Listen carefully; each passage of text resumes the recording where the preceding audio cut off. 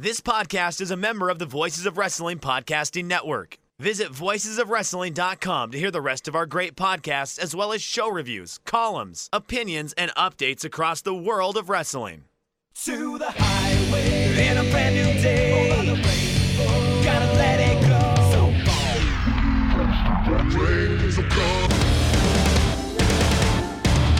fast to freedom. Dance tonight together. Hear everybody singing.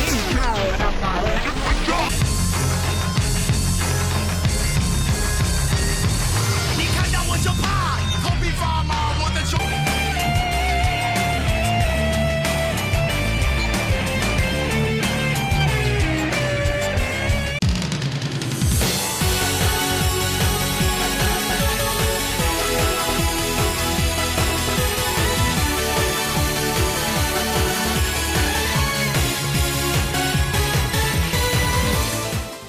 Hi, everybody, and welcome to Open the Voice Gate for December 17th, 2019. I am one of your co-hosts. It's your old pal, Iron Mike Spears, and I'm joined alongside, as always, Case Lowe. Case, how's it going, bud?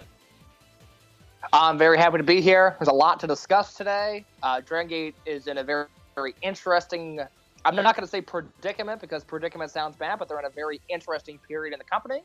And there's no one I would rather talk about it with than Iron Mike Spears. Well, I'm glad that we're back here talking about it because it is super interesting. Before we get into it, we are members of the Voices of Wrestling Podcast Network. You can find us and all the other podcasts on the Voices of Wrestling Podcast Network on the podcast platform of your choice. If you just want Open the Voice Gate stuff, we have our own RSS feed, or you can have the entire network worth of it. You can follow us on Twitter. The show count is at Open Voice Gate. Case is at _ in your case. I'm at Fuji Heya. That's like Don Fuji with 2 eyes. Just blasting all through this because there's a lot to talk about, Case. So it is, when I compare from like where we are now to like the last time we recorded right after Gate Destiny, it seems like the company was going for one trajectory and completely decided to upend itself. It's just me thinking that like, okay, I had a pretty good feel for things in November and December, everything's out the window. Is that just me though?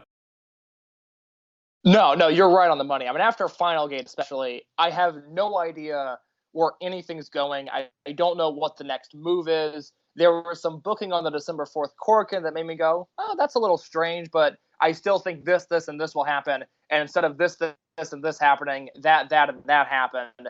And all of a sudden after Final Gate, I'm very much intrigued by the direction things are going. I liked all of the booking decisions that were made at Final Gate, but I don't necessarily understand any of them, and I have no idea what's coming next.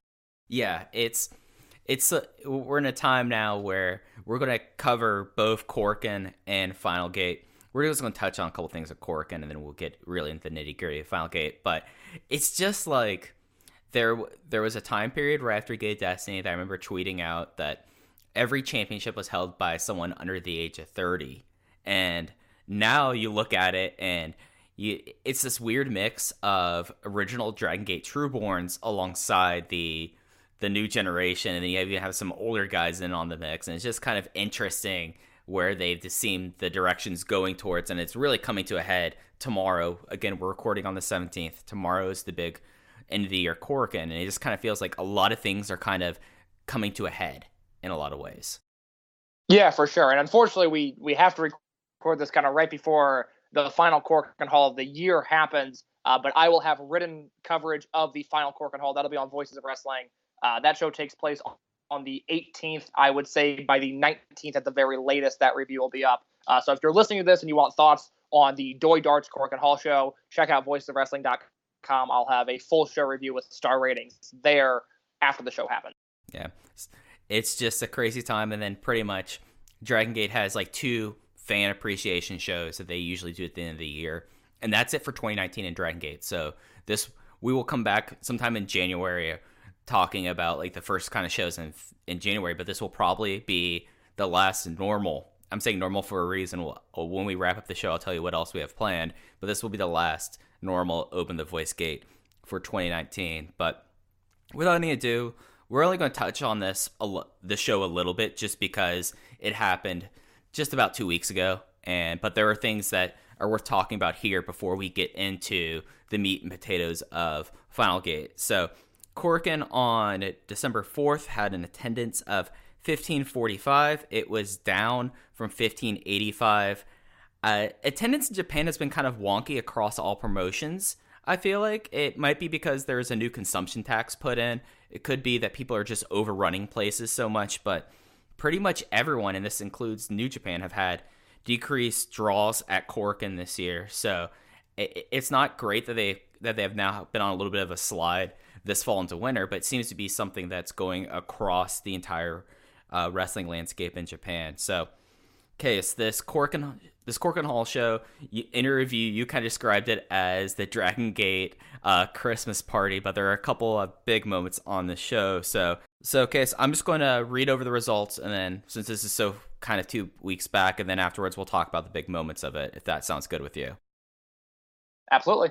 All right. So there was a exhibition match to start with the rookie Kento Kafuni. He has been on a couple of the next shows, and he has his official debut coming up on the 22nd. He had a 5-minute exhibition with Kenichiro Arai. Then match 1 was the Mochizuki Dojo team versus the kind of assorted team of Yuki Yoshioka, Kota Minoura, Ho-Ho Lun, and I think his last match in Dragon Gate for his current excursion, versus Sachioka Boy, Yosuke Santa Maria, and Jimmy. Minoura penned Santa Maria in 4 minutes and 44 seconds with a German suplex hold. Match 2 was the cranky old vets team of Don Fuji and Gamma versus Hiroshi Yamato and Mondai Ryu. Fuji pinned Mondai Ryu in 4 minutes and 36 seconds with a choke slam off the top rope.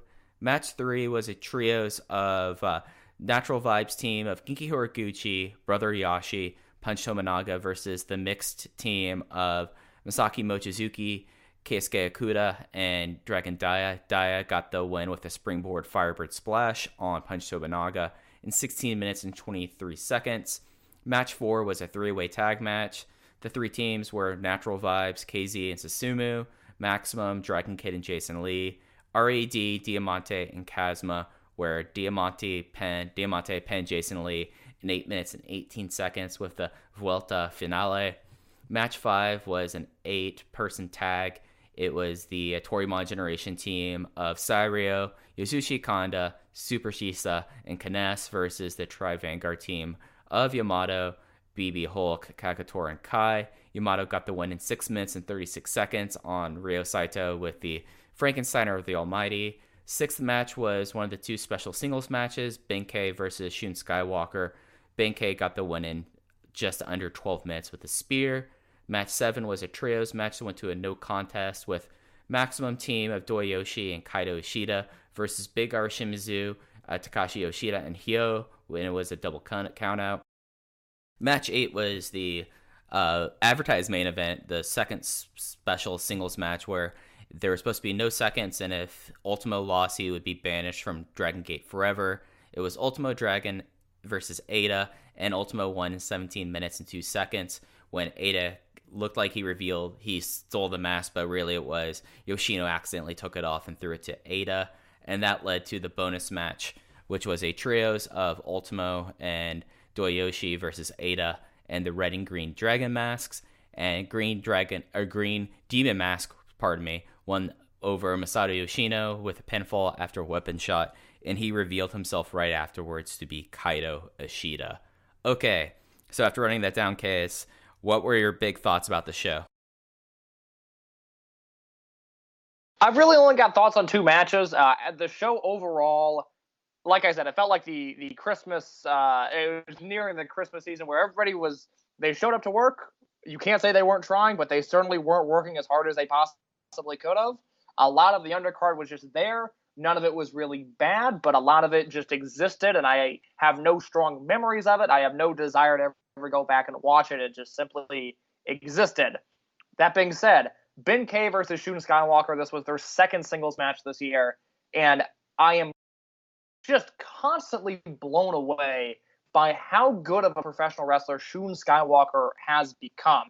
To me, he's been one of the 10 best wrestlers in the world this year. And I'm shocked that even within my circle, and you'll see in, hopefully in just a few weeks on voicesofwrestling.com, there's a big year-end project coming up where a lot of wrestlers are going to get their due. But I'm shocked to find out that even with the people that watch Dragon Gate, even with people that know the company and that like the house style, that Shun Skywalker is liked by many, but not necessarily adored in the way that I think he deserves to be, because this was yet another singles match where I thought Skywalker was just on another level, and Ben K was great with him, but every time I watch Skywalker, I'm blown away by the innovation. I'm blown away by the way that he continues to push himself. I think this is a really, really great in-ring year. And I think Shun Skywalker's 2019 is not going to go down in history as one of those historically great, Flair in 89, Okada 2017. It's nowhere near those. I don't even want to necessarily compare to those years. But when we're talking about a year in a vacuum, Shun Skywalker's 2019 has become a year. It is something that I will remember. There are many points throughout the timeline of 2019 where Shun Skywalker has entered the ring and has delivered a great match. And this Ben K match was just another one. And like I've said all year, the thing that's really taken Shun Skywalker to the next level, because for so long, we joked about it forever. For so long, the Skywalker formula was he would be in these 6 or 8 man tag matches. He would do his running boot. He would do his moonsault to the floor, which looked amazing every single time. And that was kind of it. And we saw a lot of that, and we never really saw him take that next step until this year at the start of the year when Dragon Gate did the Rookie Rankings tournament. And ever since then, he's added a physicality to his matches that is different than what we're seeing in a lot of professional wrestling. Skywalker's matches have a totally different style, a totally different pace, and a totally different physicality than what we're used to.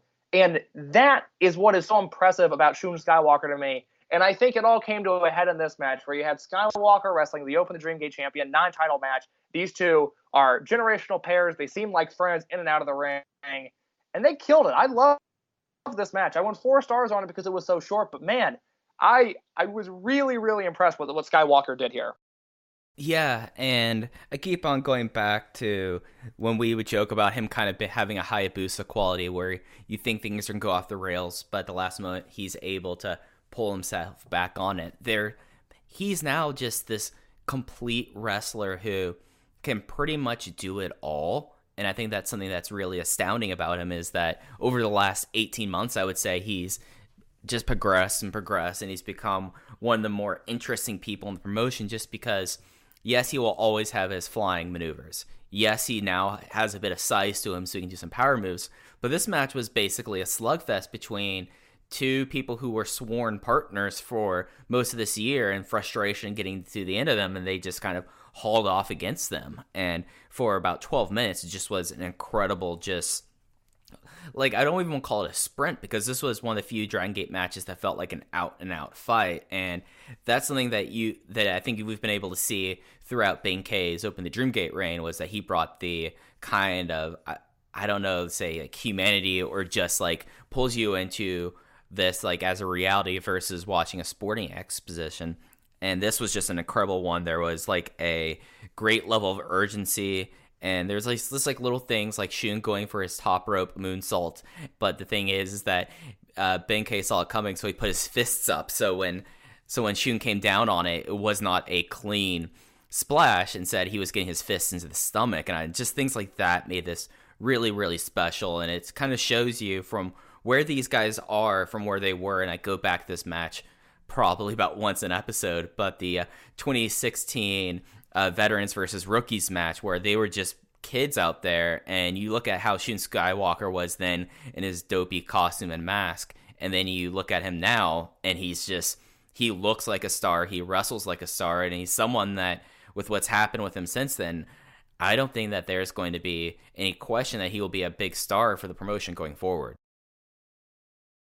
I never would have imagined that Skywalker would have progressed the way he did.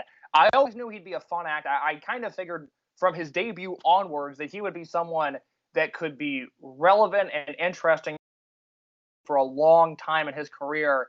and I looked at him as maybe a Genki Horiguchi equivalent. It's not just the fringe that made that comparison, but I kind of looked at that as his ceiling.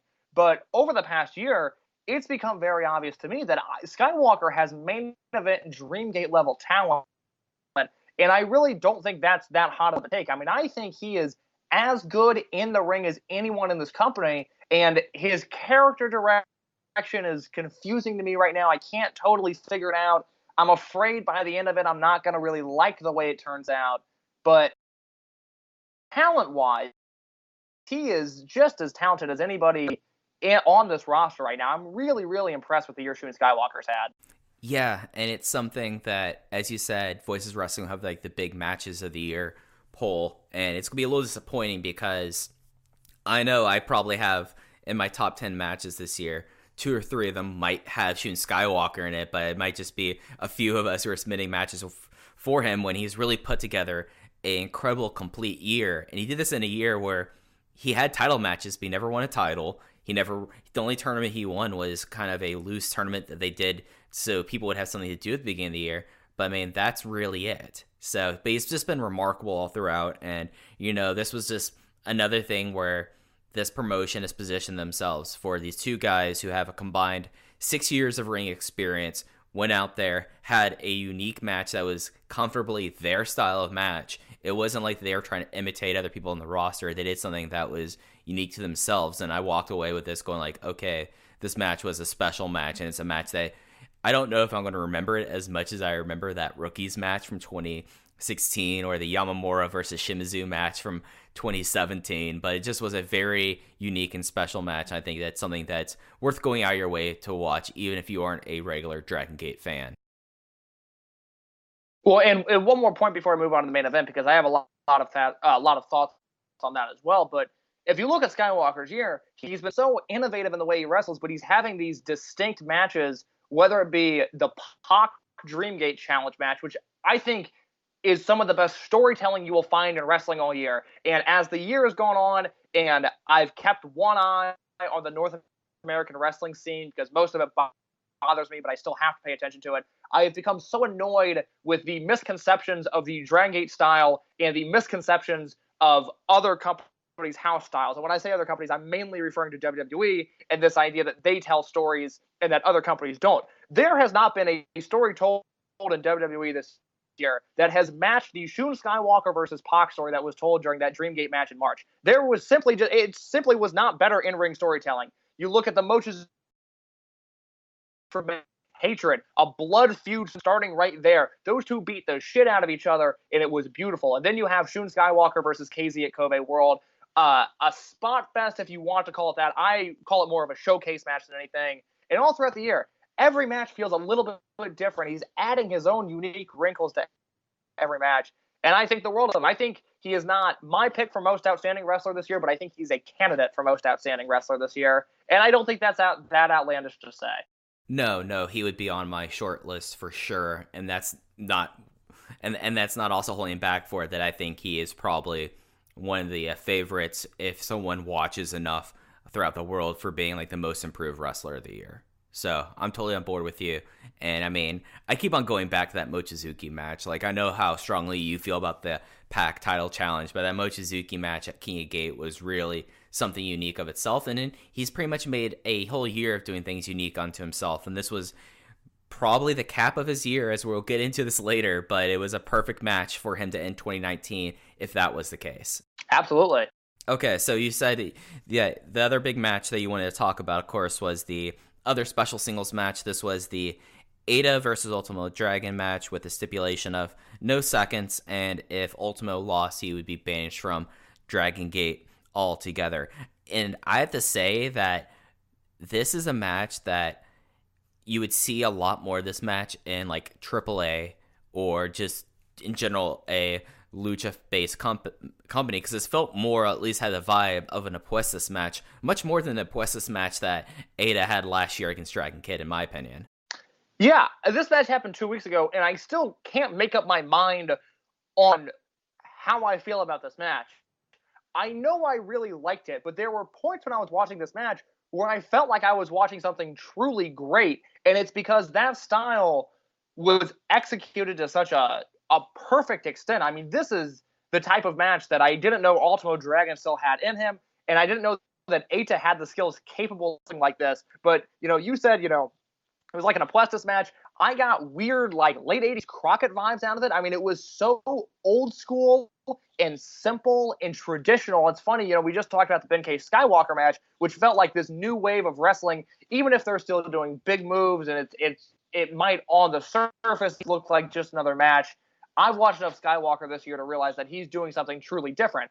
This match was a match out of a time capsule. I mean, I've never seen a match in Dragon Gate worked in this style to this extent. And it reminded me, and Mike, I don't know if you remember this match or not, but the Minoru Suzuki versus Yoshihiro Takayama GHC title defense from a few years ago. Do you have any memory of that match? I was not following No at the time. I know this match happened because this was during Minoru Suzuki's invasion, and like Takayama tried to stand for the company, but I have no other frame of reference other than that. Okay, well, let me tell you right now, you weren't missing much. Okay, I didn't think I was. That being said, this Minoru Suzuki, you made the right decision. I watched a lot of Noah shows I did not want to watch. But this Minoru Suzuki Yoshihiro Takayama match, it's so weird and backwards to compare it to Eita versus Ultimo Dragon, but I had the same feeling watching it where Suzuki versus Takayama was so painfully simple, and it was just two guys punching each other as hard as they could. And I was so sucked in and so emotionally invested in this match that I wasn't necessarily looking forward to when I first entered the match. Same thing with Ultimo Dragon versus Eita. I really wasn't excited about this. And then they worked it in this slow, methodical way that just sucked me in. And I'm okay with the non-finish here because I thought the timing of the Yoshino mask pull was unbelievable. I keep on watching that GIF back. I can't believe they pulled it off the way it did, because when I first saw the GIF, it was before I saw the match, and I thought Yoshino pulled the mask off. I didn't even realize that Eita was involved at all. It was beautifully executed. So in the review, I gave this match 3 3/4. But this is one of those matches that's going to stick with me, and I'm not going to bore anybody with star rating theory talk, but this is one of the few times, in my opinion, where I think the star rating system fails, because I recognize that this was a great match, but on a personal level and being realistic in the modern scale of professional wrestling, when you have your Will Ospreys and your Shun Skywalkers consistently killing it and raising the bar, this wasn't that, but hot damn, this was a great match. And I think it's funny that the people that would enjoy this match most are the people that have written off Dragon Gate for years and have a misconception about what the company actually is. Yeah, and the big thing about the vibe of this match is, I know you were referring to like the Noah match, like Lucha Puestas, Memphis. This is the kind of match and the kind of story that the really bad NWA Power show would be perfect to have this kind of storyline going on with this, and this kind of feud and this kind of like post-match angle and all this. This felt straight out of what Crockett was. So I thought, like, when you said that this was like a very Crockett match, I think you were dead on with that. And just like the mask ripping was tremendous, and just was a different kind of match from Ultimo when we've been for like the last 5 months. And I don't think it's unfair to say somewhat bored of Ultimo's kind of the Ultimo Trios match. We have this, which was its own unique thing, and I would argue that this was the most Eita felt like a number one heel in the promotion was during this match. And I felt like what happened afterwards, and then the impromptu trios match, and then Kaito Ishida being revealed as the Green Masked Demon, was just excellent storytelling. It's something that they did it at such a level that, like, my only frustration is I wish that the crowd was even more into it, because I was really digging it. Like, this is a match where star ratings really don't matter, because it was just such an emotional moment, and it was a great kind of thing where like, you take a step back and you're like, okay, Eita found his generational partner in Kaito Ishida. I mean, people forget Kaito Ishida has been wrestling since 2014, so I mean, there is some overlap there, but at the same time, they now have like a focus thing, and adding in Ishida completely changes the complexion of RED, and it makes the promotion a lot more interesting.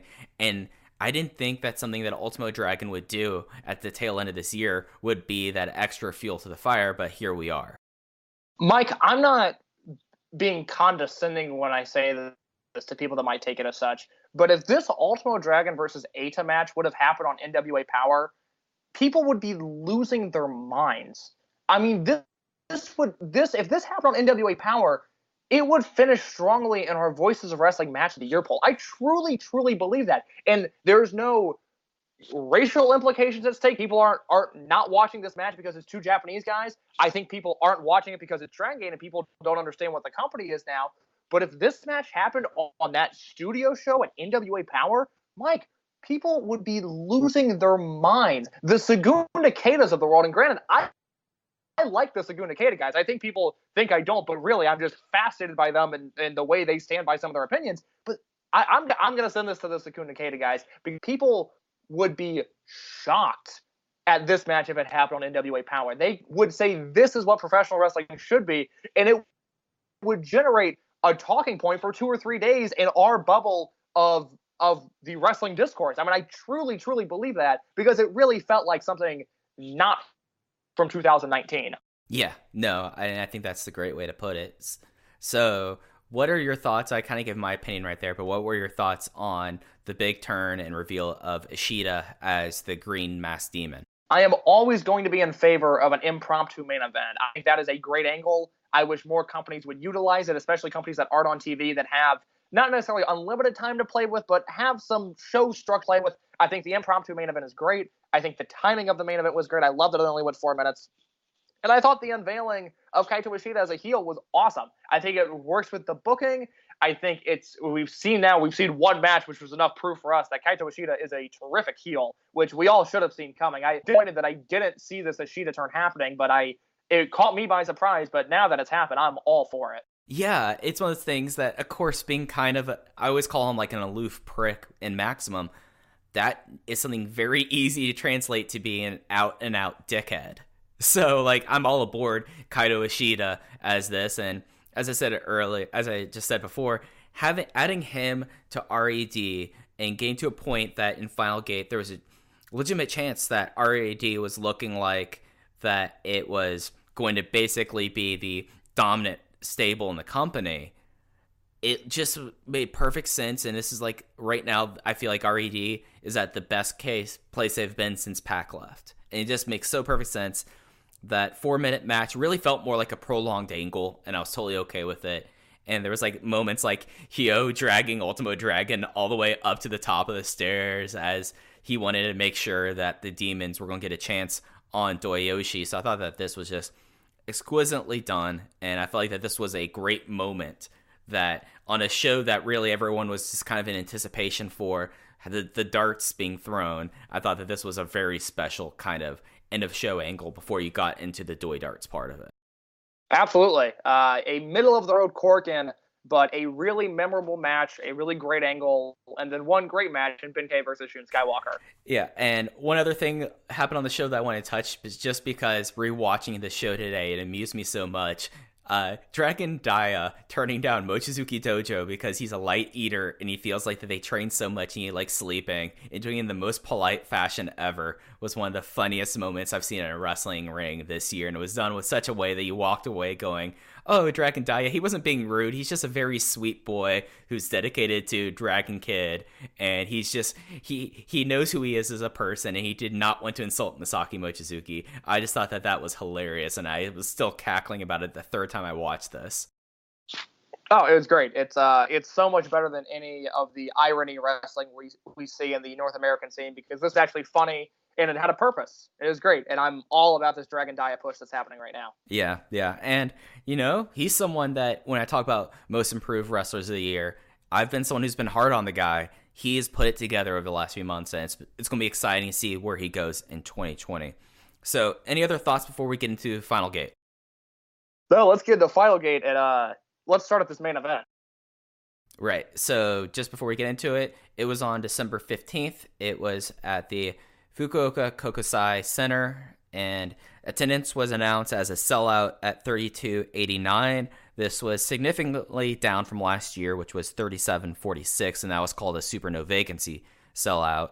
One thing before we get into the main event, if you are someone who's been dipping your toe in the waters and you're just kind of confused about Dragon Gate and you think you're kind of overwhelmed by it, get this show. and watch the English version because Lenny Leonard and Larry Dallas had probably the call of the year throughout this entire show. They were excellent here. Well, let's talk about them right now because, and we've been very transparent about it for the first 2 shows that Larry Dallas has done and then the first one that Lenny Leonard did last month, that we provided notes for them and we were very involved, or I guess I should say involved to an extent, over just their research and what they were going to expect, and we helped them out a lot with those first 2 shows. We provided no notes for Final Gate.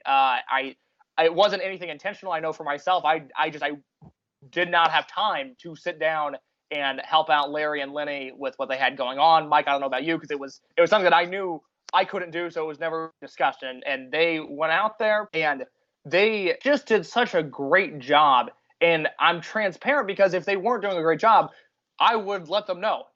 I've been open to criticizing Larry Dallas publicly in the past, but Larry is a lot of things. But Larry really, really cares about doing a good job.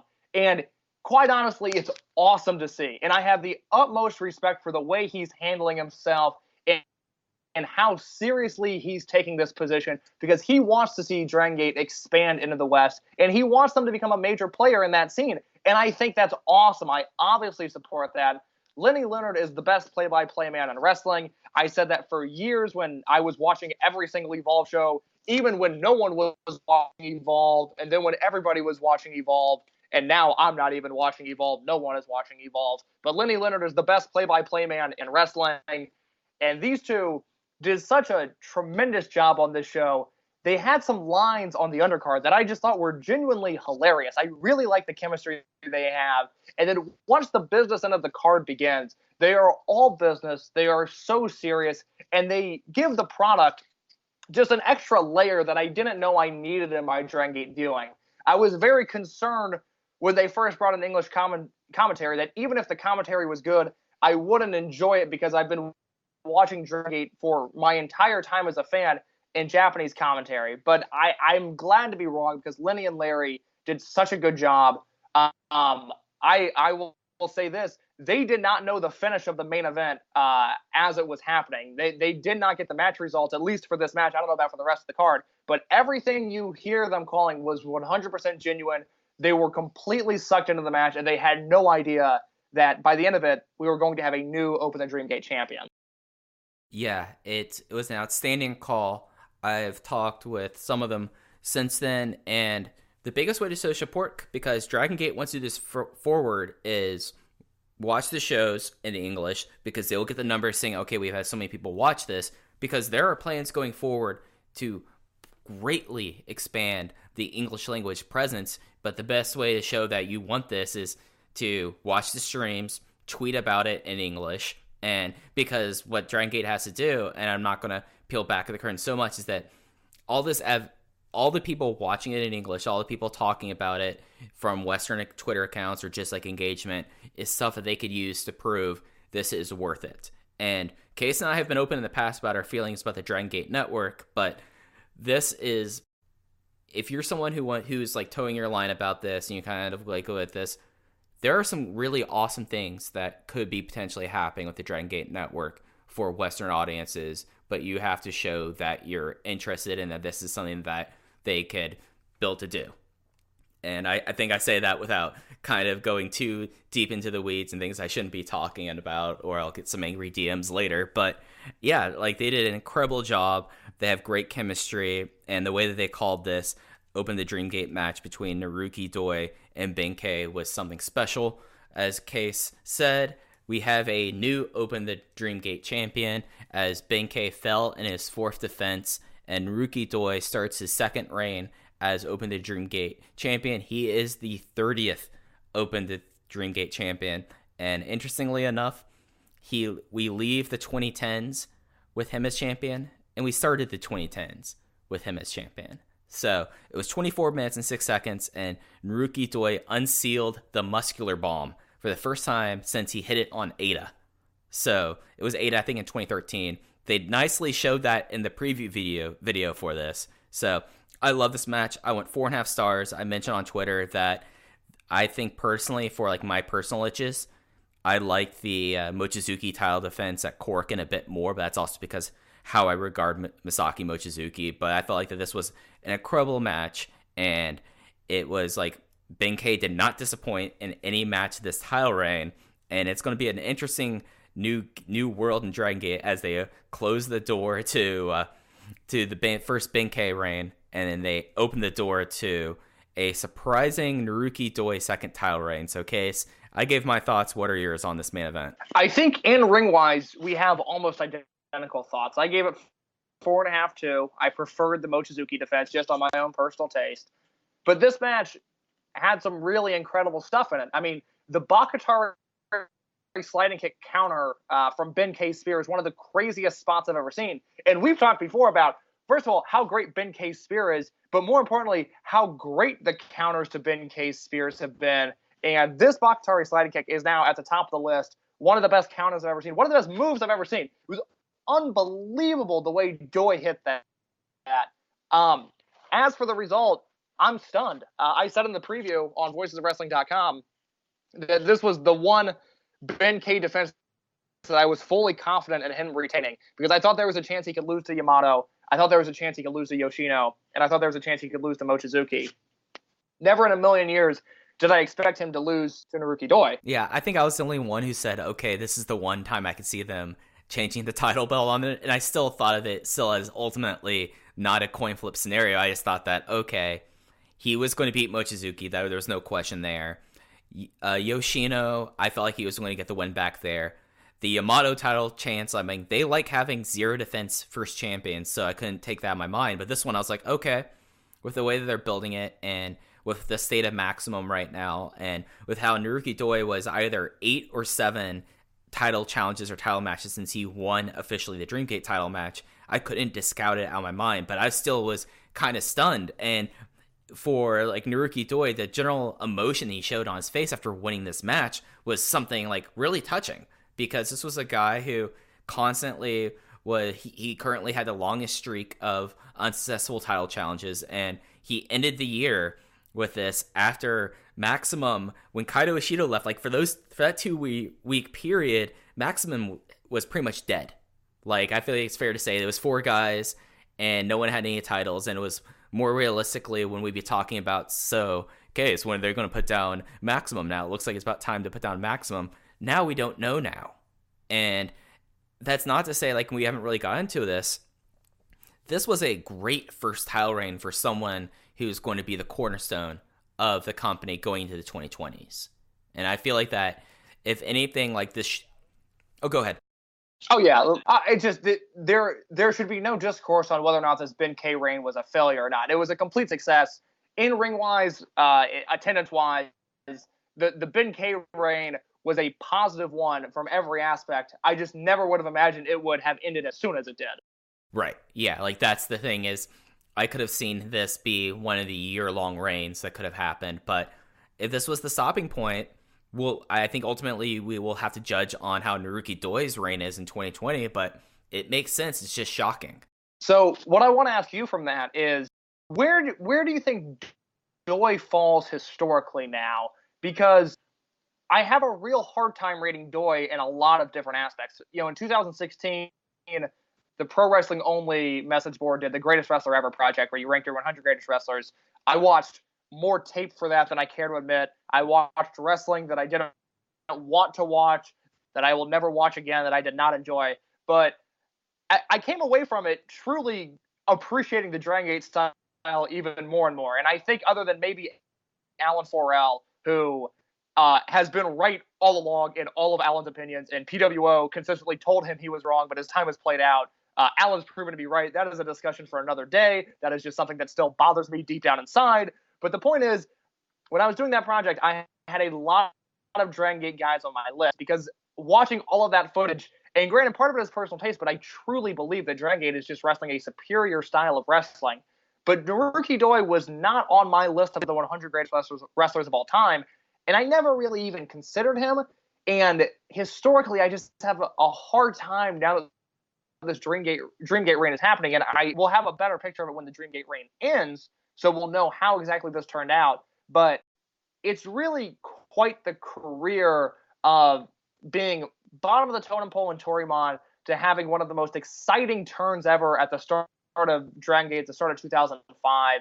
He's just done a lot of great things, but I don't know if one thing is going to stick out as this was Naruki Doi's apex. I don't know what his, to steal a phrase from Bill Simmons, I don't know what Naruki Doi's apex mountain is, but I'm starting to think that this moment might be the one. Yeah, because I might be completely wrong on his age, but he's either 39 or 38.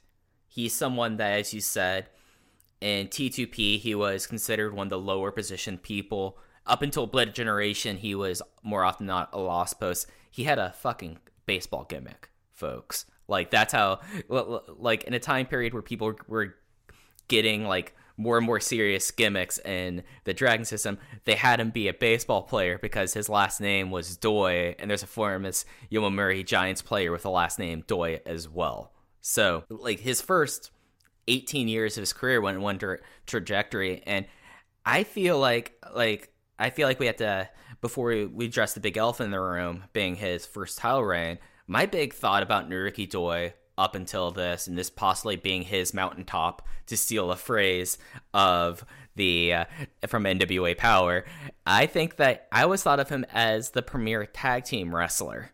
You know, like, he was someone that was in Doyoshi, which is, if not the single tag team on Dragon Gate's Mount Rushmore, it is the most prominent one. And then also my favorite tag team, Doi and Yamato from Mad Blankey into Berserk. But now, as you say, it's going to be interesting to see what his apex is going to be. Like, is this truly his mountaintop? Because at one time, after he turned face and left Berserk, and before the formation of Maximum, when it was kind of like Doi Yoshigun, it felt like that the crowd was more behind him then than now. But he's always been someone that the crowd has liked since pretty much his most recent heel turn. Like, he was always kind of the one that he was the heel that everyone liked. But now it's just like, okay, where do they go from here with him? Because he's someone that has had these title challenges, but it's been a long time since he faced Yamato. It was 2016 when he faced Yamato, and then Dead or Alive 2017, the cage match. Mochizuki, I can't even remember if he ever had a title challenge against Mochizuki off the top of my head. Yoshino, of course, he faced Yoshino last year at Dangerous Gate, but there's just all these, like, fresh matchups available for him. And it's interesting to contrast this because I said we need to talk about this beforehand. Naruki Doi's first title run was not regarded very well at the time, and luckily I think history and how people watch Dragon Gate has changed, because it was the longest title reign of Dragon Gate history at that time, had the most Dream Key defenses at the time. He faced off against fucking Akebono, one of the worst Dream Gate matches not involving Cyber Kong. One of the worst Dream Gate matches involving Cyber Kong. I mean, that match is really bad. Garbage. Yeah, it's garbage. And then the Koji Kanemoto title defense, which I liked. But it's interesting because that's what we have to refer back to. So, Case, I know you're someone who's watched a lot of his tape. What were your thoughts of his first title reign? Yeah, I'm looking at the list now, and I think I've seen all of these matches but two. So he wins the title from Shingo at Final Gate 2008. I don't really love that match. No. He's got a 27-minute defense against Taku Iwasa. Yeah, I remember that match. I like Taku Iwasa. Mm-hmm. I don't know if I need 27 minutes of Taku Iwasa. That sounds like a long match. It was one of the things where this was when Kamikaze was formed and Taku Iwasa was trying to become a top flight wrestler. So everyone was like, oh, he should go for the Dream Gate. And that became a big angle. And he had like this big match that it was okay. Like, I might be the Western fans' biggest Taku Iwasa fan, but it's not worth going out of your way for. To the Kanemoto match, to the Akebono match versus Masato Yoshino.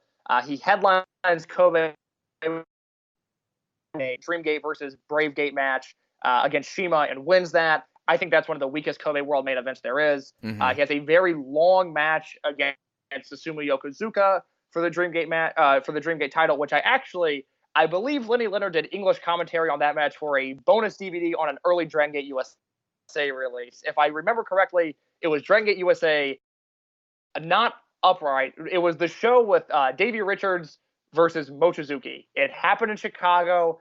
I hate that I know that much. I don't remember the show name, but I already know I know too much. I believe Lenny Leonard did English commentary for that. There's a BB Hulk match, which I don't like that much. A 30-minute Magnitude Kishiwada defense, which I haven't seen, but it sounds awful. And then a great Yamato versus Doi match where Yamato wins the title. So that Dreamgate reign was not good. A lot of long, bad matches. And I just hope that this current reign resembles none of what that first reign did. Yeah, and I think the one thing that's more encouraging that we can say is Dragon Gate doesn't do outsider challenges anymore. That was a big thing for the first 5 years of the promotion, is that... Yeah, that'll be a big help. Mm-hmm. Like, you would have, like, Jushin Thunder Liger, who's about to retire, is a former Open the Dream Gate champion.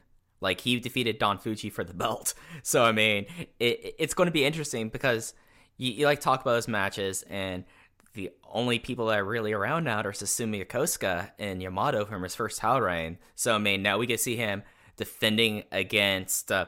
potentially maybe whatever's up with Shun Skywalker, he'll be getting another defense, and all the other people who I mentioned. So it's an interesting title reign, and it's going to be the, like, as you said, like, this will be the one that I think defines his legacy as a wrestler in Dragon Ball. Absolutely. I completely agree. That's all I've got on the main event. It was a great match. I recommend everybody watch it. 4.5 stars is nothing to sneeze at. If you were, everyone I've talked to that was in the building says it's a 5-star match easily. On tape, it came across as 4.5, but also, and we'll discuss it kind of when we go big picture, but this was a weird show that at times it was very hard for me to get into. So I give it 4.5 on the first watch. Yeah, this was, I'm trying to think if we want to go big picture now before we go down the rest of the card, because that is a good point. This was a very weird card. I don't want to say weird in a negative way. It's just like weird in that, like, as I said earlier, like, it seemed like it was going on one course, but this was then basically going completely in the opposite, not an opposite direction, but going completely in a different direction. So it's something that, like, this match by itself was outstanding, but the overall card had a lot of interesting stuff. Nothing that I would call outright bad. Like, everything on the show was either decent to very good, but this was easily the standalone match of the night. Yeah, well, let's do this. I'll give my big picture thoughts. You can add to that if you want to, and then let's go opener through Twin Gate match from there, because I think it will put the show into a better context.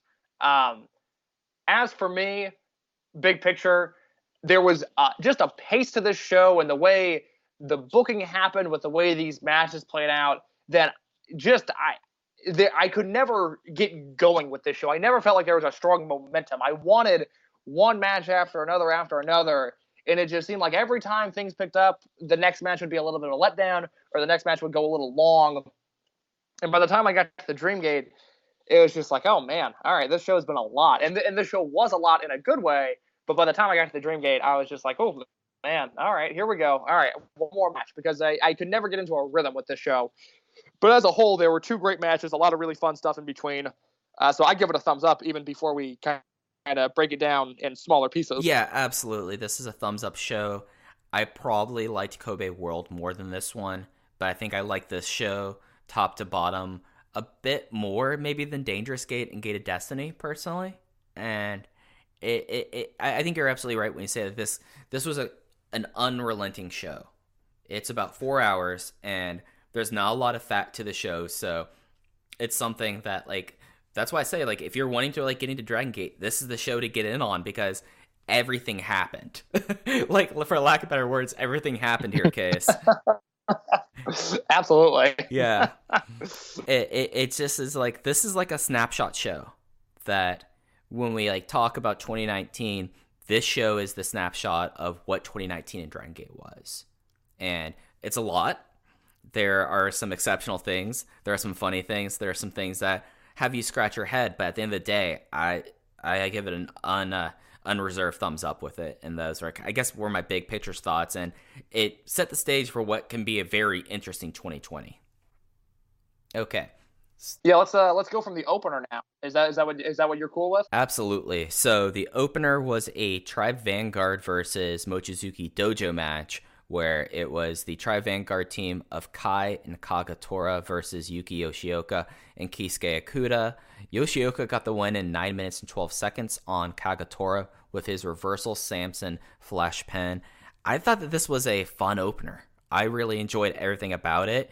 I think like talking about Larry and Lenny, there was a great call about when Okuda went for the danger zone, his move of the year, Hurricane Rana into the arm triangle. That was incredible call, and I thought this was a very fun opener. I feel like that it definitely like puts you in a frame of mind that what's going to be going on with these Mochizuki Dojo kids as we move on to 2020.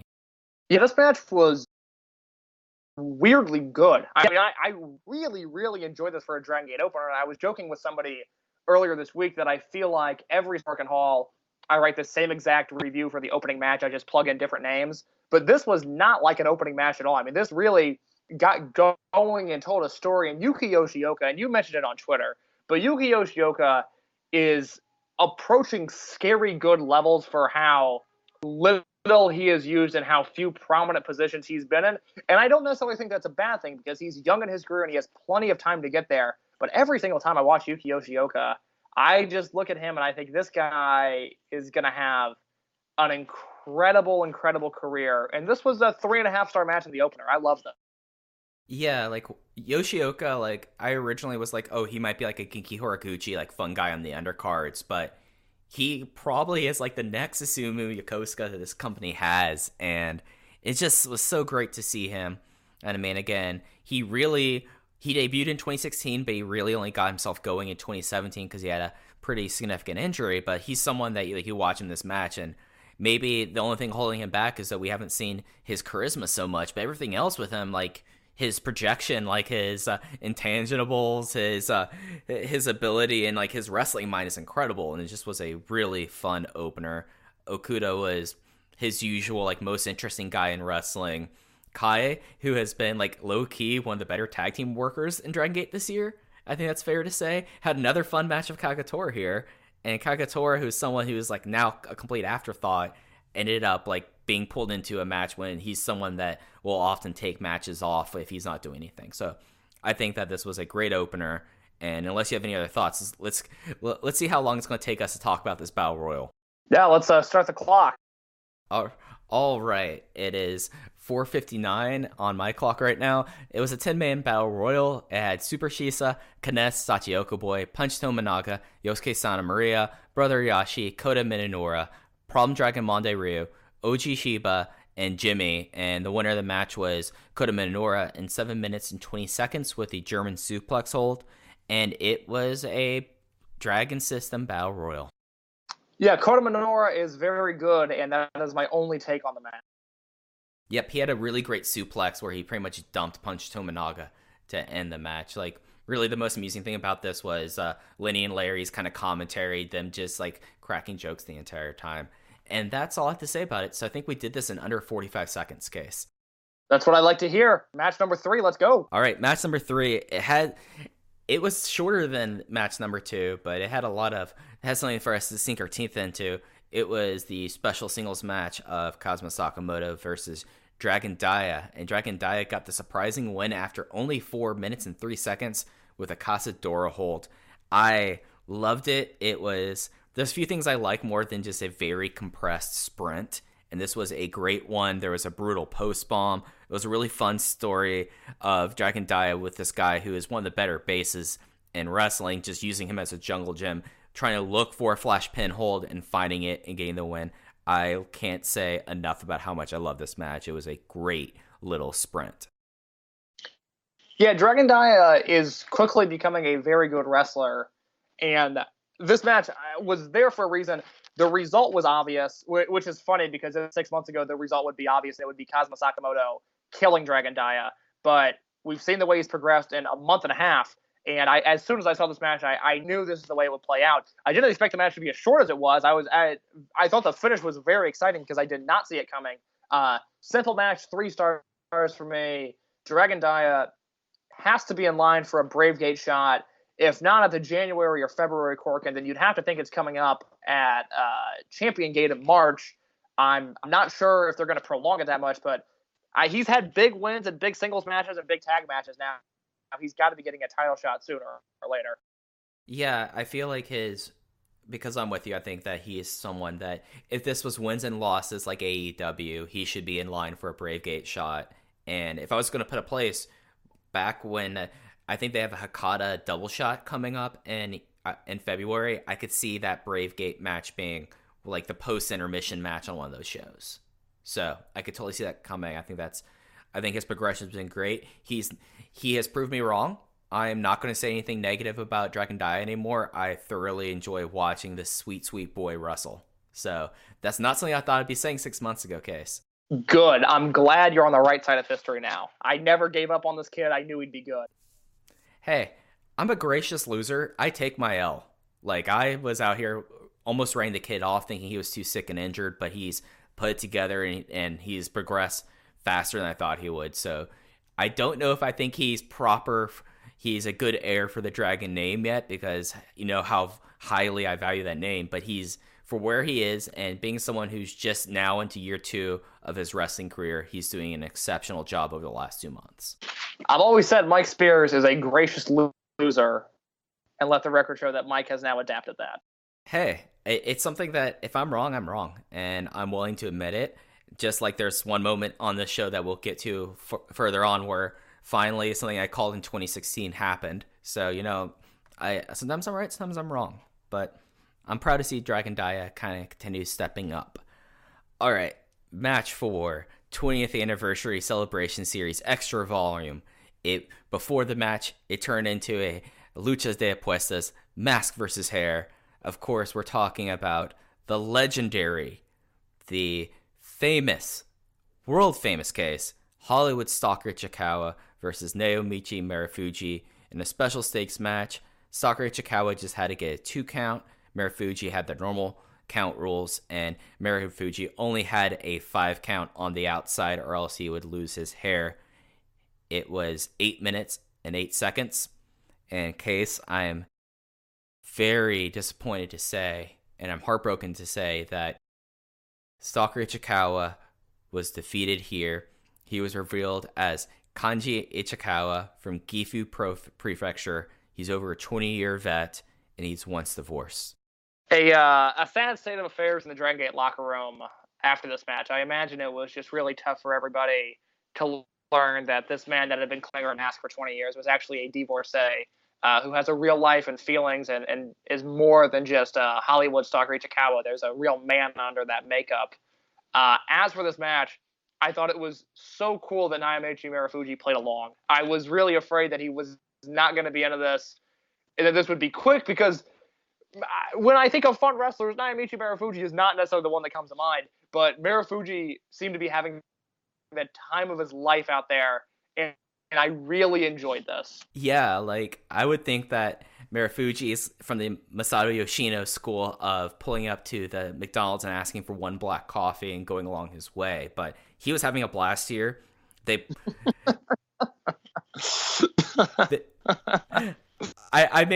a definite category of guys in wrestling who are just no fun, just love wrestling, and that's where I put both these guys. So I'm glad he played along with this match and played to the stipulations, played to the 2 count versus 3 count, played to the 5 count to the outside, and it just was a incredible comedy match. It was great to see these guys having a good time, and you know, for someone who's now watched Dragon Gate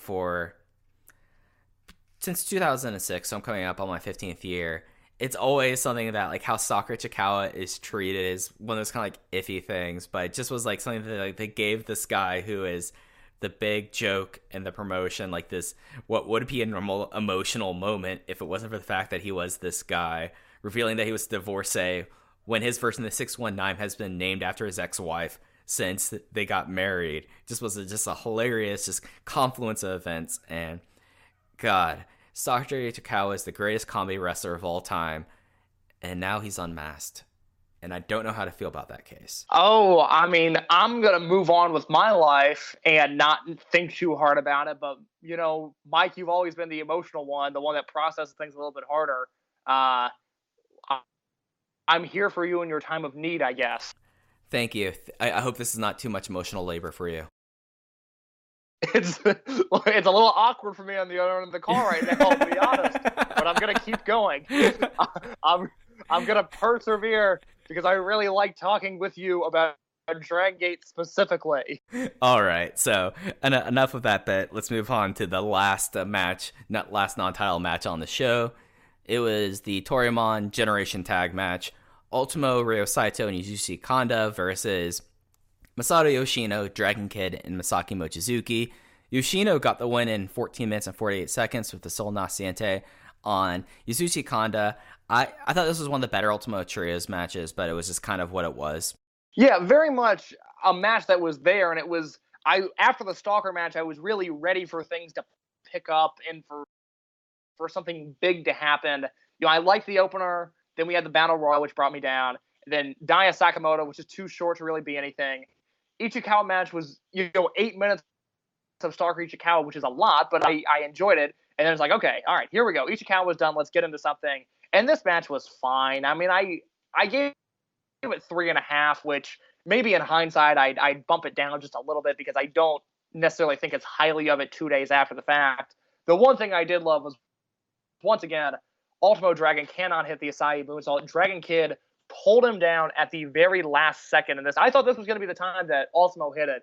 And instead, Dragon Kid pulls him down, gets huge boos from a Fukuoka crowd that I thought was pretty hot all night. And Fukuoka, that building in particular, is notoriously dead. But I thought they enjoyed the show.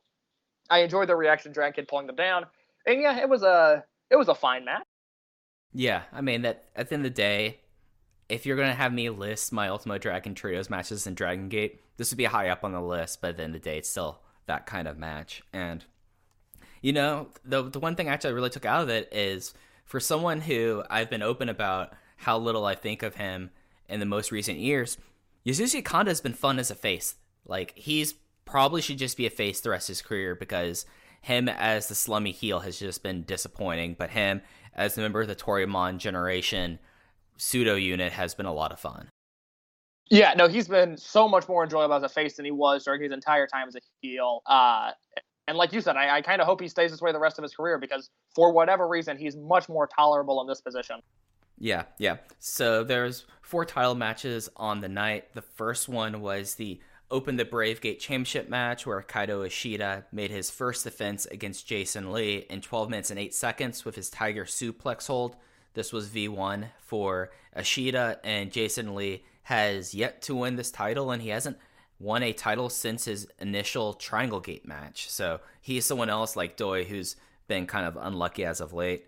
I love this. I felt like that the video did a great job of building this match. I felt like that both Lenny and Larry did a great job talking about the betrayal that Jason felt like he had from Ishida. And it just was a fun, good Brave Gate match, and it kind of gave us the idea of who Ishida is going to be as a heel, and I'm kind of excited to see how far they're willing to go with him being the just biggest asshole in the world, and I like it a lot. Yeah, this was, other than the main event, this was the best the English commentary was all night, because for whatever reason, Lenny and Larry just nailed the story of Jason Lee here and made me even process this story in a way that I wasn't necessarily thinking about, where, Lee is from Hong Kong. He doesn't necessarily speak the language, and when you don't speak the language, the people you spend the most time around become your family, and in Dragon Gate, that is your unit, and your unit becomes your family. And Kaito Ishida turned his back on the family, and they mentioned that when they were doing their entrances, and for whatever reason, that just really stuck with me.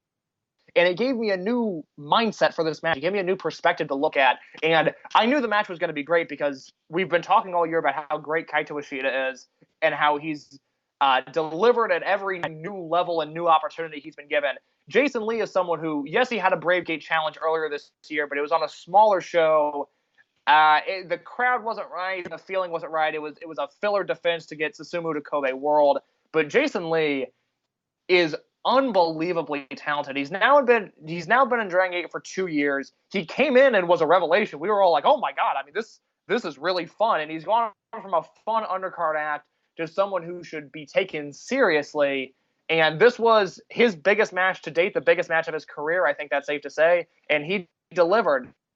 I know some people were not a fan of the salt attack and the box and the finish and how abrupt it was. I thought it worked, given they protected Jason Lee in that sense, and I'm all for that because Jason Lee is really an incredible talent.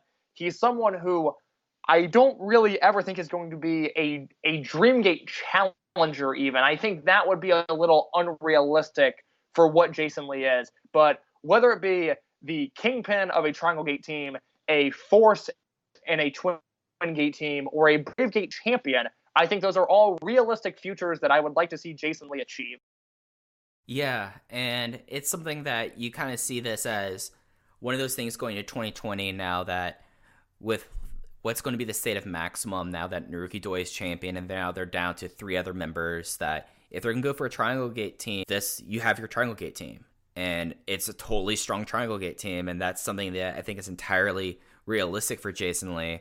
And with Ishida, I mean, if you're going to be frustrated about RED and heel hijinks and Dragon Gate and like that sullying matches, I'm sorry, but you're getting angry at the baby for wetting itself. Like, this was the time they chose to do it, and they did it really just here. Like, there wasn't as much in the Triangle Gate match, and it was effective. And the big goal now is to take Kaito Ishida from the level he's at right now as a heel and get him to a position where he is not just the number 3 in RED. And the way you do that is you have to find some ways to get heat on him. So, yeah, he's not going to have squeaky clean wins. I mean, it was the same case for both Yamato and Naruki Doi as heels, so it makes sense. And I didn't think that took away anything from this match. Yeah, it's a good combination of forces at play. You had the obvious evil in Kaito Ishida and the obvious good in Jason Lee, and like I agree with you, I don't think it took away from the match at all. And it's something that I think that this was, as you said, one of the better calls was on this match, and I think that they did a great job of explaining this about Dragon Gate, because it's one of those things that, at least from what I know, you really do. Other than like the bus rides where they have like the singular bus, like if you are the foreigner and you are in a unit, you are relying upon your senior members of the unit who might have the dinners planned, might have like the workouts planned, and you do basically live with these people. So I feel like that they tapped into that realism in a really great degree as well. But that's all I really have to say about the Brave Gate match, unless you had something else to add in. No, Triangle Gate match is up next. All right. Open the Triangle Gate 3-way championship match for... It's been a while since they've had one of these matches. When Dragon Gate has a 3 or 4-way match, it is multiple falls, and it goes until there's one team that hasn't had a pinfall or submission against them. It was the champion team of Strong Machine Army, J, F, and G, versus the Natural Vibes team of KZ, Susumu Yokosuka, and Genki Horiguchi, and the RED team of Hyo, Takashi Yoshida, and Diamante. The 2 falls in this match were Super Strong Machine J hitting his Masha Fusha Gadame Devil's Windmill Suplex on Genki Horiguchi in 13 minutes and 8 seconds for the first fall. And the second fall was Diamante hitting the Vuelta Finale on Strong Machine G in 16 minutes and 33 seconds. The Strong Machine Army fail in their 4th attempted defense. RED are the 67th Open the Triangle Gate champions, and this ends the, I think they said it was 32-0 record of Strong Machine J, the 2019 Tokyo Sports Rookie of the Year. Case, take it away. Yeah, this was the traditional 3-team Triangle Gate match that we see, just minus any of the excitement that typically goes along with it. It was just a bad combination of wrestlers in this match to produce anything great, because for whatever reason it seemed like KZ, Horiguchi, and Susumu were inconsequential to this match. They never did anything that struck me as particularly engaging, and when you lose them and then you have to rely on Strong Machines and an RED team that includes Diamante and Takashi Yoshida, that has 3 stars written all over it, and that is what I gave this match. There was just nothing to this. I had a feeling the belts were going to change hands here. I thought they would go to Natural Vibes. Instead, they go to RED. And Diamante is now a champion in Dragon Gate. We have to accept that as a reality. I can't believe you went this far without congratulating me. You're right. Hyo, his first title. Congratulations, Mike. You have been with him mentally and spiritually in the dojo since day one. And this was a big win for the Leopard Son, but it was an even bigger win for you. I mean, as gracious as I am taking my L's, I am horrifically not gracious taking my wins. A humble loser and a boisterous winner. That is the Mike Spears story. Yes, and it's just something that Hyo has always been my guy. He has been someone that, dating back 2016, I saw something in him that I guess it took a while for the rest of the promotion to see in him, that he's someone that you could trust a title with. He's been exceptional this year. He's really kind of got his career back on track, and he's become something really exciting. And, the best parts of this match were parts of Hyo or Strong Machine Jay in it. Like, this was not a great match. Jay did a really great scoop power slam on Susumu, and that was like the best part of that fall. But then Hyo decided to go do a balcony brawl with Strong Machine F, which was something I was like, oh, I haven't seen this in a while. It made me wonder where Don Fuji was. Yeah, it's crazy that Don Fuji would miss a big show like this. Yeah. So, yeah, this was not a great three-way match. This was, as you said, it's weird because of how big of a Triangle Gate team the Natural Vibes team were, that they were just, as you said, inconsequential. They got the belts off the Strong Machine Army, which means the interesting thing to say now, and we'll talk about this when we talk about Korakuen, is where does Strong Machine J go from here, Case? Like, that's a question I want our listeners to think about before we get to Korakuen. Is now this probably is the end of the Strong Machine Army, or it should be, and where they go from here. Yeah, I hope the listeners think about that, and I'm going to take some time to think about it as well, because I have absolutely no idea. Yeah, it's a puzzler. It's a chin scratcher. So, yeah, that's all I've got on the Triangle Gate match. Should we close out the review with the Twin Gate? Let's do it. All right, the Twin Gate Championship match was between Ada and Big R Shimizu and Yamato and BB Hulk. It was a 18 minutes and 44-second match where Yamato got the victory on Big R Shimizu with the Frankensteiner of the Almighty. RED failed in their fourth offense, and Tri Vanguard becomes the 47th team, and the lineal champions have returned. This will be the second title reign, I believe, unless there's one I'm forgetting about, in Mad Blanky, with Yamato and BB Hulk as a tag team champion. And I thought this was a lot of fun, Case. What were your thoughts on it? I like this match a lot. There's a few different factors at play here that stuck out to me in particular. One, I talked with someone in the company recently. We were just talking about just random guys on the roster. I had a second to pick their brain, and one of the things that they noted to me was that BB Hulk is in the dojo every single day, training and improving and trying to get in better shape. And Mike and I came on this podcast. I don't remember when we did audio around Champion Gate, or I guess Hulk returned at Dead or Alive. So it would have been maybe a King of Gate show, or even maybe when we were previewing Kobe World, which was July. But we had a serious conversation about whether this would be the end of BB Hulk's career or not, and if he was going to retire at the end of the year, because BB Hulk went from being just this chiseled granite athletic freak, this dancing freak, into this goth freak that we knew for so long. And then once he wrestled Shingo at Final Gate 2014, and he got pretty badly hurt in that match, we kind of saw him go from BB Hulk that we know to, well, he's in good shape, but he's not in BB Hulk shape, to he got hurt and then came back and it was, oh, he's not in good shape at all. And that's kind of where he was at this summer. And we've now seen him transition kind of into, well, this is probably as good as it's going to get. But BB Hulk has been moving around really well on the Korakuens. He's been moving well in the house shows. And he had a particularly good outing in this match. And it made me happy to see not only that he looked good, but that he was able to look good in victories. So before I continue, Mike, how do you feel about BB Hulk in his current state?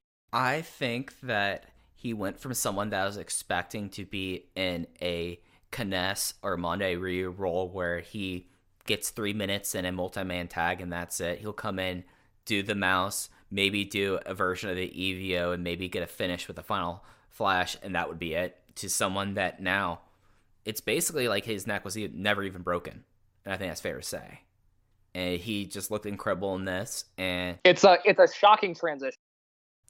Exactly. So yeah, no, I'm impressed with it, and it shows dedication for the guy who a lot of people don't realize how old BB Hulk is. Like, he is another person who's 39 years old. He had a later start. He was a Japanese self-defense force ranger before he got into wrestling. So like, he entered at the same time as Tozawa and Takagi, but he was 3 or 4 years older than them. So older guy, and it's great to see him find like last least, because when this injury happened in late last year, there was serious talks about like, okay, this might be it for him. And when he came back, it was like solidifying this was it for him. And now he kind of just restarted himself, and it's exciting to see, and it's happy to see. I mean, BB Hulk was someone that was on a 5-year slide after that Final Gate match, and he physically looked as well as he did in that match in 2014, and that's very heartening to see. Yeah, I agree. And if we continue to kind of scale back and look at the past for a second, I included this in my review, but I want to talk to you specifically about it. I'm going to read off the last few, it looks like the last 7 Twin Gate champions. And this starts at Final Gate 2017, after CK1, the team of Shima and Dragon Kid, had to vacate the Twin Gate belts. These are the teams that have held the titles. It's T-Hawk and Eita, Ben K and Big R Shimizu, Yamato and BB Hulk, Ben K and Big R Shimizu again, Yamato and Kai, Eita and Big R Shimizu, and now Yamato and BB Hulk. And I bring that up only because it really stuck out to me as I was watching this match, that for as much as I enjoy Twin Gate matches, I think a good 2-on-2 Dragon Gate tag match, it's really hard to beat that in professional wrestling. That's just a style that I enjoy more than just about anything. But it stuck out to me here. We've kind of been watching the same Twin Gate matches for 2 straight years now. Yeah. It's just, these guys are all very talented, and I've said in my reviews, I think I said on here, Eita's ultimate peak is as a tag team wrestler. And that is not a shot at Eita, because he proved in that Ultimo Dragon match that he can hang, but Eita's been through too much for me to really buy him as a credible Dream Gate threat all the time. Eita's a Twin Gate guy I'm sold on. I understand that, and I'm on board with that immediately. But, T-Hawk and Eita and Big R Shimizu and Ben K, Yamato and BB Hulk, Yamato and Kai. It's just, these are all talented guys, and for a guy like Yamato who does not need to be anywhere near the Dream Gate, I understand why he needs to be pushed and he's there, but it's not quite stale, because there's been 7 title changes in 2 years and the belts have changed hands, and we've had really good Twin Gate matches, but I would like a fresh team in the mix, let's say. Yeah, and I think that's one of the things that I've found kind of interesting about that when you list off those teams, where I have like a certain fondness for T-Hawk and Eita that, from their 2013-2014 team, but they're not a team that in that last reign really felt like too much. Yama Hulk, I was all aboard on, and I thought Yama Hulk was great use of both those guys, but that was also because, as you said, they had to keep Yamato away from the title, and I still like that's something they're doing in the future.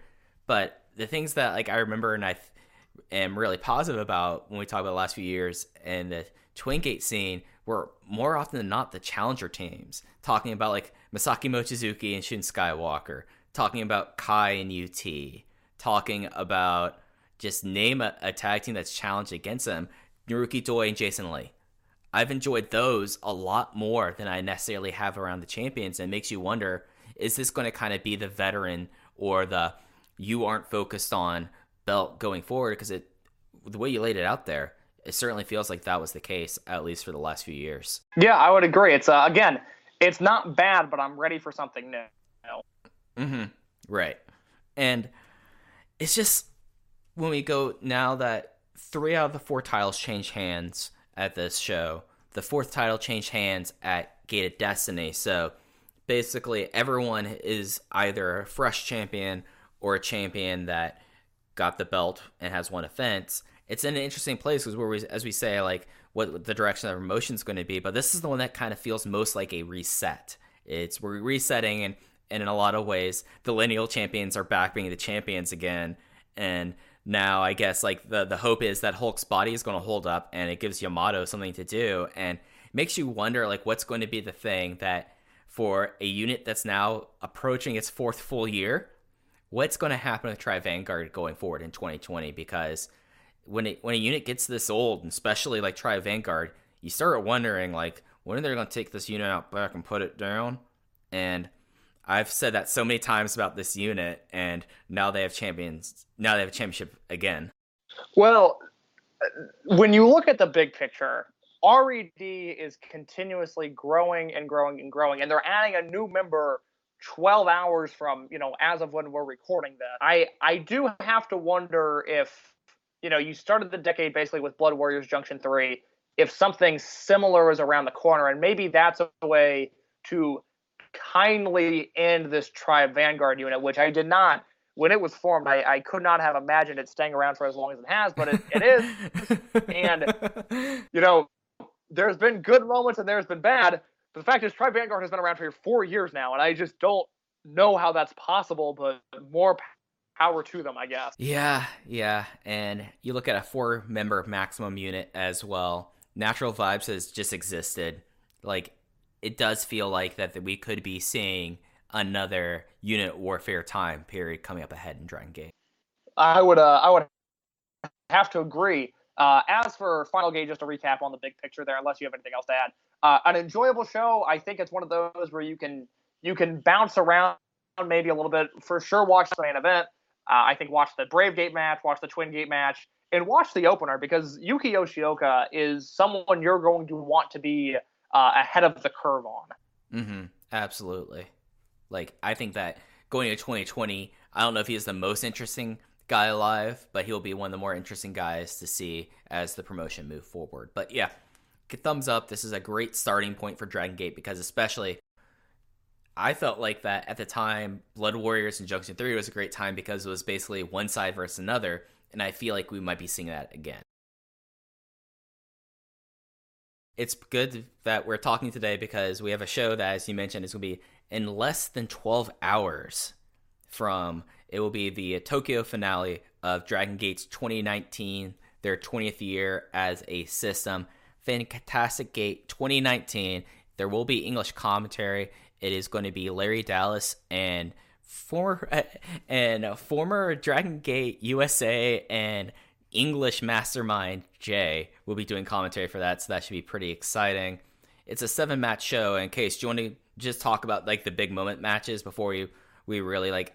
There's a lot on the show that is kind of filler, but there is some really interesting things going on here. So, Case, how do you want to take this preview? Well, I want to talk about the big moment, first of all, which is that Larry Dallas and Jay are doing commentary together. There are not more opposite humans on the planet than Larry Dallas and Jay. I am so excited to see what that's going to be like. I like both of them in the brief interactions I've had with them, but they are so drastically different humans. The idea of them sitting at a table together for 3 hours is very, very funny to me. Yeah, this is a chance for a Gorilla Monsoon and Bobby the Brain Heenan for the new generation, if there ever was one. Yes. I'm looking at. Go ahead, Mike. I was going to say one last little joke about this. Larry, if somehow you listen to this before you do the show, bone up on your skateboarding terminology. That'll help you out here, buddy. Larry, unironically, you can DM me with any skateboarding questions you have. I can probably answer them because I'm super cool. All right, so it's a 7-match showcase. Of course, the main event is the Doi Darts special 4-way 6-man tag, and the rest of the show, I mean, there's a couple key matchups. The big ones, BB Hulk and Kai versus Masaki Mochizuki and Keisuke Okuda, Benkei versus Strong Machine J, Susumu and Yashi versus Dragon Kid and Dragon Dia, and then we're getting some more RED matches with Ultimo, Ryo Saito, and Kenichi Arai versus Shimizu, Yoshida, and Diamante, and then Speed Muscle versus Kaito Ishida and Kazuma Sakamoto. This will be the last match, I believe, for both Jimmy and Diamante for this tour, and I don't know. Diamante will be back because he's a champion, and I just hope that he brings Jimmy along with him with that. So that's really kind of your match previews. The Doi Darts match is Ada, Kota Minoura, and KZ versus Yamato, Gamma, and Genki Horiguchi. So we get a real Hazard reunion right there. Kagatora, Hio, and X, and probably the Mike Spears trio of Hollywood Stalker Ishikawa, Don Fuji, and Yosuke Santa Maria. So, Case, how do you want to take this? What match do you want to talk about first? Well, as I'm looking at this card, I really like this card. There's a lot of interesting things on it. Let's go top to bottom. Let's start with the main event. There's an X at play here. I don't know who that X is going to be, the person that teams with Kagetora and Yo. It's supposed to be Shun Skywalker. Shun Skywalker popped up in the DTU promotion in Mexico over the weekend and wrestled a 5-way match for the Rockstar Pro title. That match is on the Lucha Blog Twitter. He's got it timestamped. It's really easy to find. With that being said, I do not recommend that match. I watched it yesterday, and Shun Skywalker was very good in the match, but as a whole, it was one of the worst matches I've seen in 2019. It was just a lot of lucha spots gone wrong, and then Shun Skywalker popped in and did his moonsault and his bicycle kick, and then called it a day. I do not recommend that match.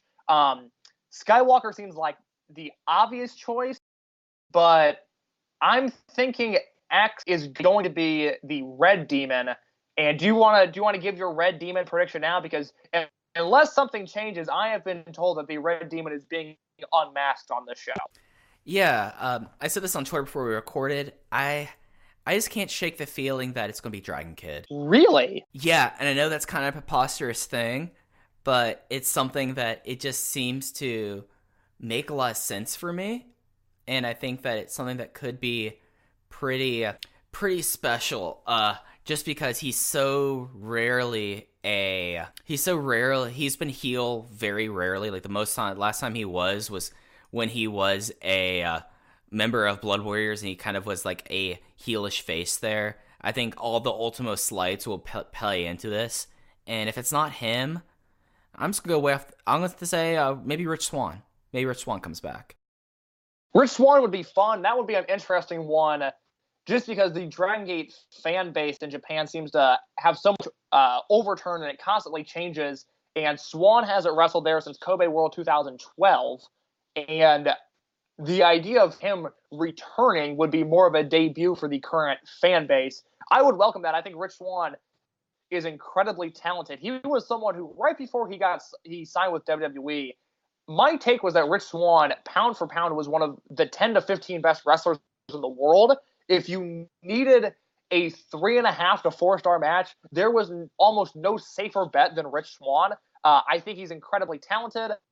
I am not watching Impact Wrestling because no one is, but I've heard he's been doing great stuff there. So I would be okay with Swann coming in. My pick, and I have to shout out Angry216 on Twitter, a longtime Dragon Gate devotee, a listener of the podcast, someone who is great to interact with. He's just good dude, loves Dragon Gate, real simple. That's all you need to do to get me to like you. He said something earlier today that is officially my pick. I'm taking it from him. This is now my take, not his.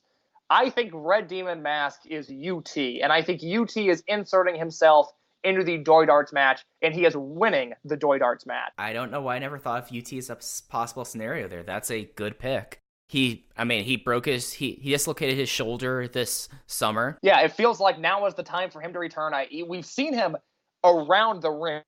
He's no longer in a cast. He's got no visible wear and tear or medical. I don't want to say he's not wearing a cast is what I'm trying to say. He can clearly maneuver and walk around. I think he's ready for an in-ring return, and I think he turns heel at Korakuen Hall. And then looking at this, I'm trying to think of, okay, so the matches that it could happen during, the one that would be most impactful would be match 2 then. Because, or I guess he turns heel in the beginning of the match on Yamato and then removes himself and says he's teaming with Yo. So, there's possibilities there. I definitely could see that happen. I would be looking at the Red Demon Mask when he's out there for presumably matches 5 and 6. And if you see a smaller human, it is probably UT, because I think they can do it in a way to where they have him turn. I would think they do an angle kind of in between matches 6 and 7 where Ashita comes out, introduces Red Demon Mask maybe turns into UT inserts himself into the main event, something like that. I don't want a fantasy book, that's boring, but there are ways to do it to have UT on the show as both UT in the Red Demon mask, and then again as heel UT. Yeah, no, totally. Okay, now that gives me some food for thought. Maybe my Dragon Kid idea was a little bit too off the board there, but UT I definitely can see being a strong contender there. Yeah, absolutely. That's my big thought on the main event. I'm going to move on to match 6 unless you stop me real quick. But this is Speed Muscle Doi Yoshino against Kaito Ishida and Kazuma Sakamoto. Interesting implications here. When the card was announced, Ben K was Dreamgate champion, but now it is Naruki Doi, so we've got a Dreamgate versus Bravegate scenario here. I have no strong takes on this match other than that I think it's going to be outstanding, and I look forward to watching it. Yeah, no, this is now a champion team versus champion team match, and I think that's really interesting. And then for match 5, you have 2/3 of the the Triangle Gate champion team against the Toryumon generation, which would be kind of interesting as well. Yeah, that's one of those matches that I just hope there's a clean finish. I really am going to get annoyed if that's another double count out. Yeah. But yeah, match 5 is certainly there. There's a lot of names there that can be real hit or miss. Match 4, on the other hand, you've got Yokozuka and Brother Yashi against Dragon Kid and Dragon Dia. Do you think there's a possibility Dragon Dia pins Susumu Yokozuka here? I think that the more likely finish is him pinning Yashi, but I can't discount that out of hand now. Yeah, I think that's far more likely, but I can't rule it out. And I think you talked about the Hakata double shot in February. Once you said that, I said, oh, well, that's where he'll challenge for the Bravegate. And I think the wheels get put in motion for Dragon Dia, future Bravegate challenger in this match. Yeah. And then, of course, match 3, where you get to discover probably what the big direction is going to be with both Ben-K and Strong Machine J. I assume that the Strong Machine Army might be done here. Might have been done at Final Gate. Ben-K no longer has his sworn partner in Shun Skywalker here.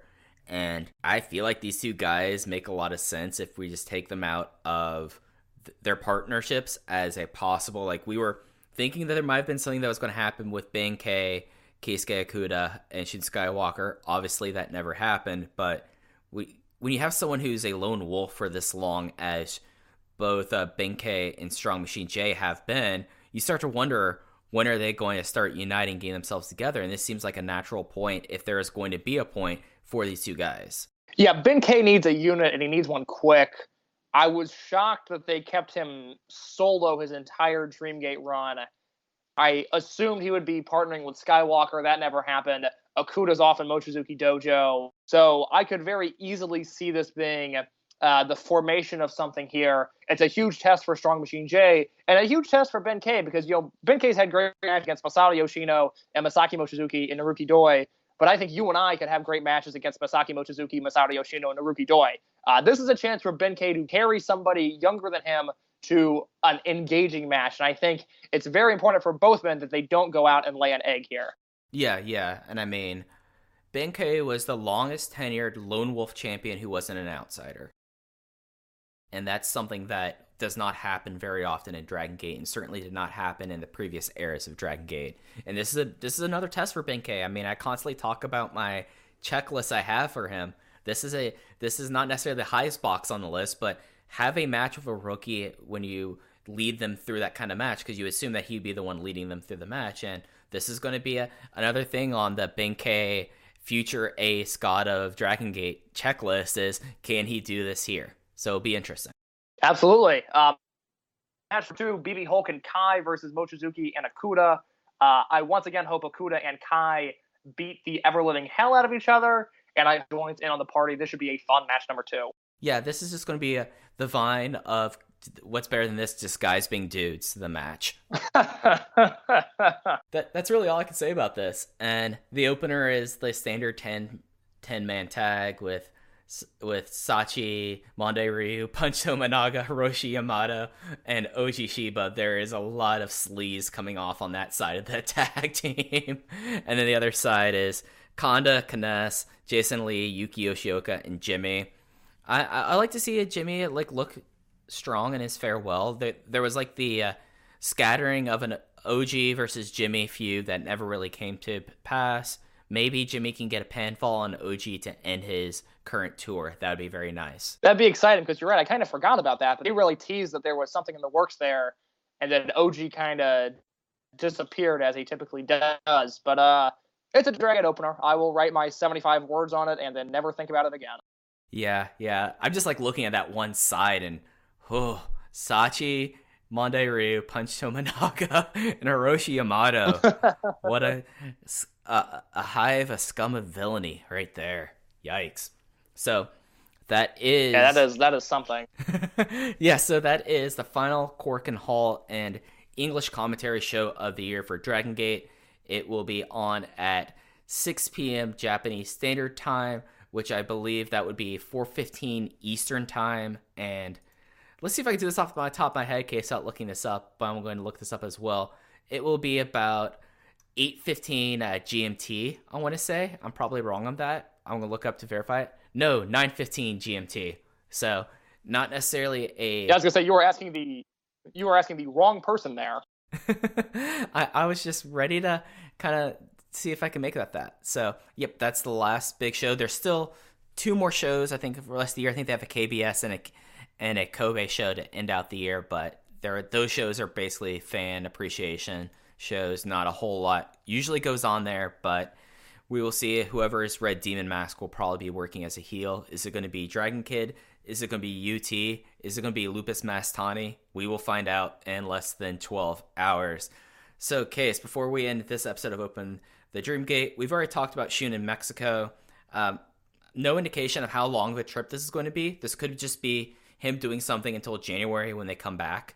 It could be that he shows up at Korakuen tonight. Who knows? Do you have any indication on how long you think Shun is going to be on this somewhat excursion? I would expect him to return in January and have a new direction. I think it'll be a short stay in Mexico, but I hope he's still there, and I hope he has another match or two that makes tape. It's fun to see Shun in a different environment. Yeah. I was hoping that there were some promoters that were inquiring about Shun earlier this year to work in the States, and must not have worked out. But then again, the story of wrestling in the United States this year are visa problems, so that's completely understandable. There is a Toryumon reunion show coming up in January. I don't know. It's promoted by Dragon Gate, so I assume it's going to be taped.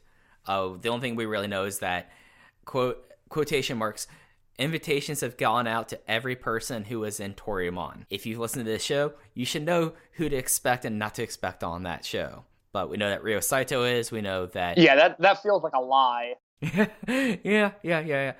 I mean, there's one person in particular who will not be on that show. I'm willing to put the $10 of my wallet on that. But Shuji Kondo's been announced for it. I expect we'll probably see Takuya Sugawara on that show, sadly.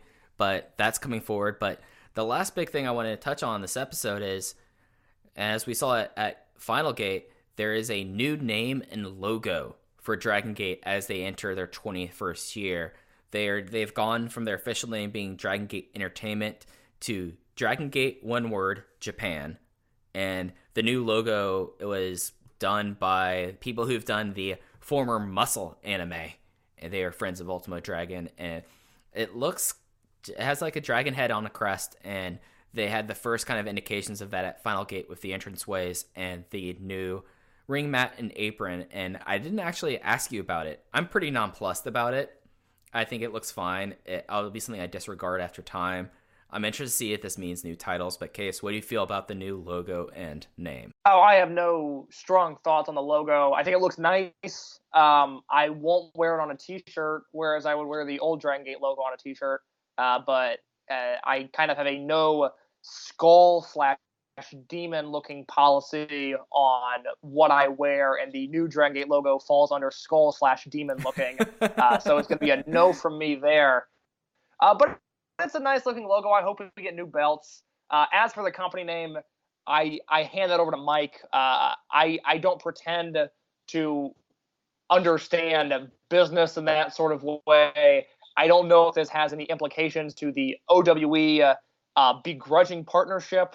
But it is a new name company, and it means Ultimo Dragon is going to be here probably until the end of his career, which is not bad. It is just different, and it is something I have to get used to. Yeah, so Mike's very broad business corner, I guess. To my knowledge, speaking to people who are closely affiliated with OWE and just my general read of the land and other conversations I've had before, what I expect this to mean is that President Okamura, who was the founder of the original Dragon Gate and was, for a time, the president of what was called Dragon Gate International, which was the booking office for the former Dragon Gate wrestlers in OWE. I get the sense, and I've been told, but not specifically, that things have changed, that he's completely gone now, that CIMA now is entirely in control of that. And if anything, this might be like a formal sever between the two groups, because I know that CIMA is the promoter on record of the upcoming OWE Korakuen show on the 30th. For Dragon Gate Japan, I don't really think this has a lot of changes with their corporate structure. President Kido has said that when he came into office that he was looking to have it for about 3 to 5 years and hand it off to the wrestlers. Now that Ultimo's in, wouldn't be surprised if he becomes the figurehead president in a few years, whereas the current people who have been running the company behind the scenes continue to run the company behind the scenes. And yeah, Ultimo's here. I feel a little bit better about Ultimo around Dragon Gate other than like Ultimo matches this month versus I was in October or November. So that's cool. And yeah, they need new title belts.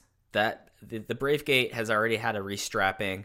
The Twin Gate, one of the belts is completely broken, and they basically have had to glue the old Dragon Gate logo onto it. And the Triangle Gate somehow have existed for 15 years without needing to be replaced. So I expect that we might see new belts for them.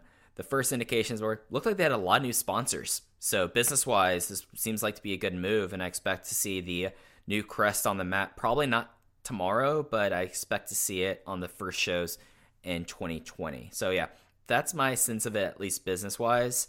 I think that if anything, OWE, Dragon Gate, this might be the formal complete sever between the two, if that makes any sense. Yeah, no, absolutely. So unless you have anything else, I think that's it for this episode of Open the Voice Gate.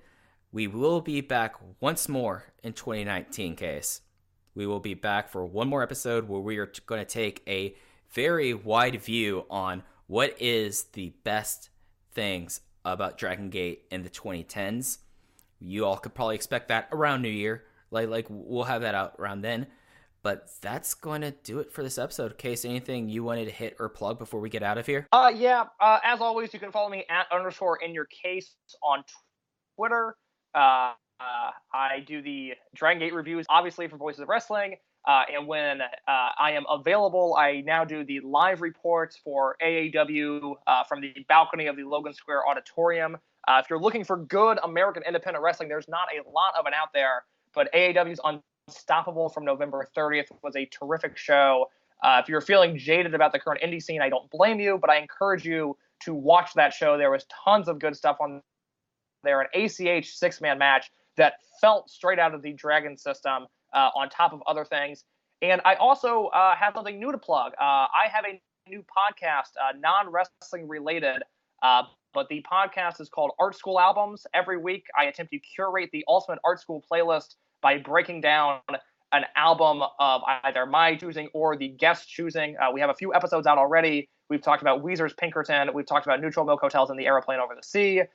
In the coming weeks, we'll be discussing the first Vampire Weekend record, Modern Baseball's You're Gonna Miss It All. I've got a Bright Eyes episode lined up in the future. So if you enjoy music and lighthearted discussions about music and the culture that surrounds certain bands, that is the podcast for you. Those come out every Thursday. It's available on iTunes and Stitcher and on Google Podcasts. It is not available on Spotify because Spotify's lawyers scare me. But the podcast is Art School Albums. You can follow it on Instagram or Twitter at Art School Albums, or just type it into your podcast engine of choice, and it should hopefully pop up. But that has been a very fun project that I've been working on for the past few months. Awesome. When you brought up a Vampire Weekend, that reminded me of a very specific time in my art school career. So I'm really stoked about going back. That's the goal of the podcast. That Vampire Weekend episode.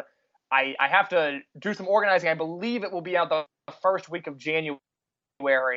So by the time people listen to this, and then by the time people listen to the Decade in Review that we do, you will have even more case to listen to when I discuss Vampire Weekend record with one of my good, the first Vampire Weekend record with one of my good friends. But like I said, it's been a really fun project. I don't take myself too seriously. I understand that the premise of it and everything we're discussing is a little bit pretentious, and I try to have fun with that. Well, awesome. For me, follow me at Fujiheya on Twitter. If you follow me, you see my stuff I do with Everything Elite. There's the Patreon there. Just go to my Twitter account. It has everything there. I write rarely for Voices of Wrestling, but there might be a piece coming up about Pac in 2019 that I really have formulated in my head. I just had to find the time to do so. But that's going to do it here for this episode of Open the Voice Gate. We will be back with you in a couple weeks before the end of the year. And until next time, take care.